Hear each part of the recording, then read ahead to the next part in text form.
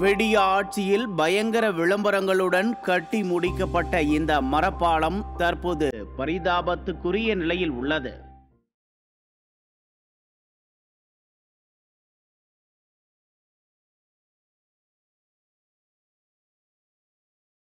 சென்னை மெரினாவில் மாற்றுத்திறனாளிகள் கடல் அலையை ரசிக்கும் வகையில் ரூபாய் 1.14 கோடி செலவில் கட்டி முடிக்கப்பட்டது மரப்பலகையால் ஆன பாலம்.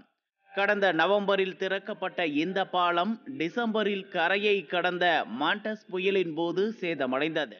அப்போதே இது விமர்சனத்துக்கு உள்ளானது.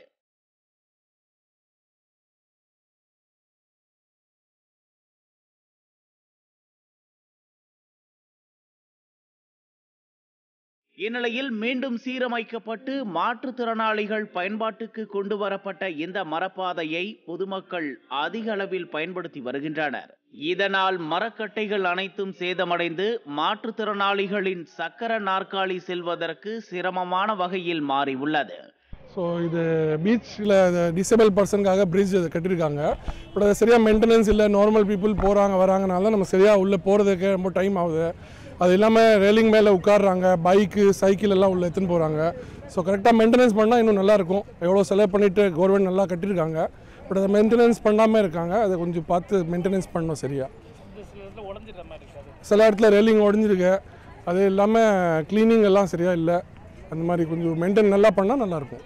மாற்றுத்திறனாளிகள் பயணிக்கும் மரப்பாதையில் சிலர் தங்களது வளர்ப்பு நாய்களை வாக்கிங் அழைத்து செல்வதும் மரப்பாதையின் கம்பிகள் மீது அமர்ந்து சேதப்படுத்தியும் உள்ளனர். மேலும் இதை பயன்படுத்த வெறும் 2 சக்கர நாற்காலிகளே வைக்கப்பட்டுள்ளதால் விடுமுறை தினங்களில் கடற்கரையை காண வரும் பல மாற்றுத்திறனாளிகள் ஏமாற்றத்துடன் திரும்பி செல்கின்றனர். இதனால் மரப்பாதை அமைக்கப்பட்டதற்கான பயனை இழந்து காட்சியளிக்கிறது.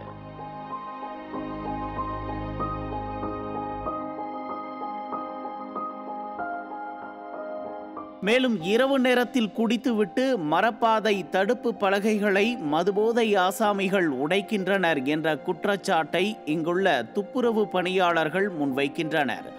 அங்கு கண்காணிப்பு கேமரா பொருத்தப்பட்டிருந்தாலும் அதன் அடிப்படையில் இதுவரை எந்த நடவடிக்கையும் எடுக்கப்படவில்லை என கூறப்படுகிறது. மக்கள் வரி பணத்தில் கட்டி முடிக்கப்பட்ட மரப்பாதையை இப்படி பராமரிப்பின்றி விடுவதால் யாருக்கு என்ன லாபம் என மாற்றுத்திறனாளிகள் கேள்வி எழுப்புகின்றனர். நியூஸ் ஜே செய்திகளுக்காக செய்தியாளர் மு. முருகேசன், ஒளிப்பதிவாளர் பிரேம் மற்றும் சித்தார்த்.